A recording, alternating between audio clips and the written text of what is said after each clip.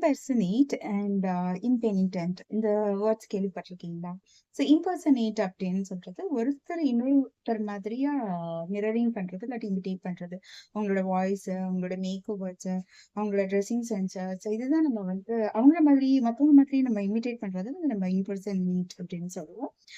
பைபிள்ல எக்ஸாம்பிள் சொல்லணும்னா ஜேக்கப் வந்து ஈசா மாதிரி இம்பர்சனேட் பண்ணி அவங்க அப்பாவை வந்து நம்ப வைக்க ட்ரை பண்ணுவாரு. ஸோ இம்பெனிடென்ட் இம்பெனிடென்ட் அப்படின்றது ஏதோ ஒரு தப்பு பண்ணியாச்சு.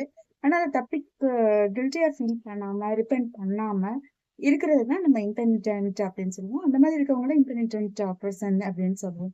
ஸோ இதுல பைபிள் எக்ஸாம்பிள் சொல்லணும்னா ஜூடாஸ் இஸ்காரியோட் 30 வெள்ளிக்காசுக்காக இயேசுவை காட்டி கொடுத்ததுக்கு அப்புறம் ஆண்டவர்கிட்ட மன்னிப்பு கேட்கணுன்ற அந்த கில்ட்டி ஃபீலிங் இல்லாம ரிப்பெண்ட் பண்ணாம சூசைட் கமிட் பண்ணி இறந்துருவாரு. ஸோ நிறைய பேர் சொன்ன மாதிரி புதுசா எதையாவது லேர்ன் பண்றச்சு நம்மளோட பிரெயின் வந்து ஆக்டிவா இருக்கும். புதுசான நியூரல் கனெக்ஷன்ஸ் வந்து கிரியேட் ஆகும். ஸோ அது மென்டல் டிசார்டர்ஸை வந்து வர்றதுக்கான சான்சஸை வந்து அதிகமாக குறைக்கும். So learn it. ஸோ நான் சிங்கராயர், உங்களோட பாசிட்டிவ் சைக்காலஜிஸ்ட்.